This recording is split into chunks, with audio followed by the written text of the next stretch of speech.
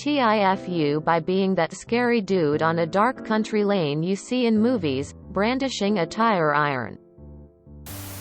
This happened about 15 years ago. But I've been asked to share. So here we go. I was working late shift on an IT helpdesk at a UK hospital in January. Got off at 10 p.m. Had a smoke and left the hospital by about 20 past 2. Choices for a route home, motorway. That's about 2 miles longer. But takes roughly the same amount of time as the back roads. It's dry. So I decide to take the back roads. My little hatchback prefers them anyway. And it has decent full beams so can light up the lanes well enough. About 5 miles or so into the countryside. There's a sweeping right-hand bend. I'm doing a reasonable speed considering it's a wide open road. No other cars around etc. But not ridiculous. I see the eyes of some animal light up with my full beams ahead. I back off the throttle. As I get closer I can now see the animal as a lovely black and white striped badger. A badger who can't decide where on the road it wants to be. When I first saw it, it was in the opposite lane. Then it ran across to mine. Then back again. Finally it ran into the bushes at the side of the road before deciding against that, and where it really wanted to be was directly in my path. If anyone's ever heard Jasper Carrot's Insurance Excuses sketch, it very much was. I had to swerve a number of times before I hit him. As I had been braking, the badger went under my car at a speed of only 20 miles per hour or so. It would have been so much easier had I been doing triple that. There's a bang as it goes under the car and, presumably, hits its head on the sump. Oil pan. I stopped the car, put it into reverse to engage the reverse lights and see behind me. The badger is now blocking the road. I'll have to move it to the side so other cars don't hit it. Oh fuck. No. It's moving. Proper death spasms. I use my little curing torch to go back and have a look. Yep. Poor thing is making an horrific noise. Imagine a dog being eaten by a whale. And they're both vocalizing their displeasure about the situation. Also, badgers are much bigger than I imagined them to be. Like, not the size of a spaniel. More the size of a Labrador. But with a spaniel's legs. I run back to the car. What have I got in here that would do the job? Snow shovel might not be heavy enough. I briefly wonder if there's any painkillers in the first aid kit. But if there are, it'll be some paracetamol tablets. And I'm not sure I could convince a dying badger to swallow them without a glass of water. Then I see it. Under the boot floor. The tire iron. Or whatever the thing is you get the wheel nuts off is called when change a tire, wheel brace? Anyway, it's got just enough heft to dispatch our friend. I hope. So far, there's not been another car in either direction on this road. Until now. I hear it before I see their lights. As they come round the bend I'm running back to the badger. And I flash my torch at them so they don't run me over as well. They slow down. I think, thank fuck. Someone's going to help.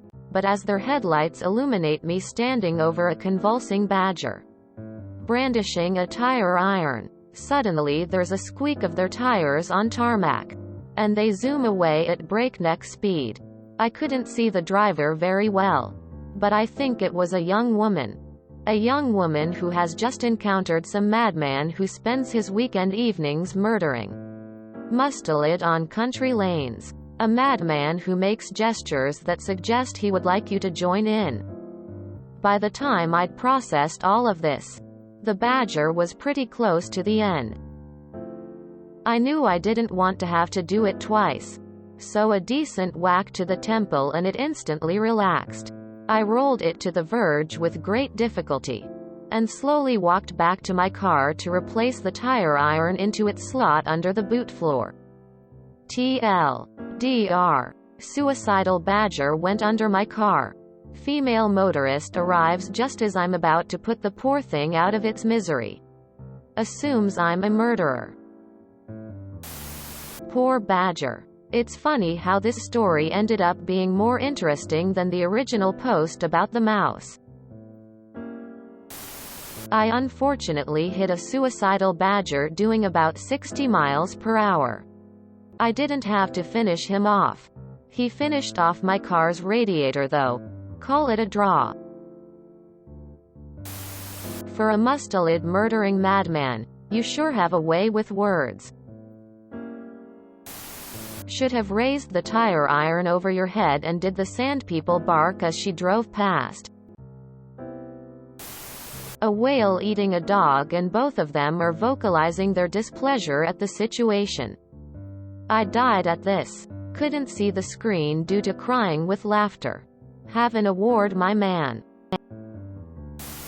One time I was at a party at my cousin's. His driveway used to be a road, but they built a new one that runs parallel to that now driveway. At one end is his house where all the cars are parked. At the other end is a pole barn where the party is. I left the pole barn to go to my car to smoke some weed because I didn't want to share and nobody else had any, so I go to my car and do my business. On my way back to the barn, I'm way too high, and these two girls are walking from the party to the cars towards me. It's dark. The driveway is lined with trees on both sides. And I have my hood up and I'm in my own little world. My anxiety starts up because I realize I probably look creepy. But since I was high I didn't know how to fix that, so I just keep walking thinking I should say, "Hi. I'm not a murderer," but obviously that didn't seem like a good idea either, so I just kept quiet. As they get closer to me they kind of grab each other as they walk. And once they get past me they start fucking sprinting. Kind of anticlimactic because I didn't murder any badgers. But I was once the creepy guy in the middle of the night too. I have a similar experience that I never understood that was probably more hilariously funny. My father is a huge hunter. And it was velvet season. He saw a deer on the side of the road. And said, "Did you see that?" Keep in mind we're in a small town headed home from work. Apparently I had missed the dead deer on the side of the road from vehicular manslaughter, I assume. By accident. But it gets worse real fast. Without hesitation he gets out. Grabs his saw. And starts walking asking if I would help. I politely decline. And he is out there in the middle of town on one knee sawing the head off of this thing with blood and tendons everywhere as cars pass. He in theory could have got in a ton of trouble, as he chucks the head in the back of his pickup. But I'll never to this day understand what the fuck I was watching. The funny part was imagining the random people and innocents watching that scene about 10 feet from the ditch line. Edit. Yes. He has it mounted at his house. I had a similar thing happen with a dog. I was about 3 hours into a bike ride I started at 4 a.m. I'm 60 miles out into the country and come across a dog that has been hit but is alive. So I stop and try to decide what to do. I approach him and see if he will let me move him. It's obviously too painful for him and he's starting to aspirate on blood. I end up knocking on this farmhouse door at 7 a.m. on a Saturday to see if they recognize the dog. They didn't. The lady came outside and checked out the dog. Went back and got a gun. Then I helped her load up the body so she could dispose of it. Then I spent the next 10 miles pedaling through my tears. Could be worse. Years ago, a friend of mine was set up with a girl on a blind date. After talking for a while, they discovered they had a shared interest in photography and agreed to drive out into the desert at night to take time-lapse photos of the stars for their first date. My friend noticed his date seemed extremely nervous during the whole drive, but chalked it up to first date jitters. Once they arrived at their destination, He opened the back of his SUV to unload his photography equipment. When he remembered he had visited an outdoor store earlier in the day and left his purchases in plain view on the backseat of the car. A coil of rope and a large, machete-sized hunting knife. Upcoming post. Today I fucked up by almost getting murdered by a tire iron brandishing lumberjack. That poor woman must have thought she was in a horror film. Lots of rabbits out here around nighttime. Was going to parents 250 kilometers away and dodged a dozen of them until one decided to kill himself with my car when I was doing about 20 kilometers per hour. But he didn't die. I backed up and ran him over a second time. Aimed on the head, so he would not be left suffering. Well-written mate. Bonus positivity for casually dropping in a mustelid reference. F to the badger and that women's sanity. Haul up. Y'all use pH for speed and distance but Celsius for temperature in the UK? Edit. Genuine question. This was very well-written sports medal. I'm sorry you had to go through that. But man, the way you told that tale had me laughing so hard. Hey guys, have you heard about my new death metal band, Murdering Mustelid? We're pretty heavy, and don't sound all that good yet. But we'll make a lasting impression on your car.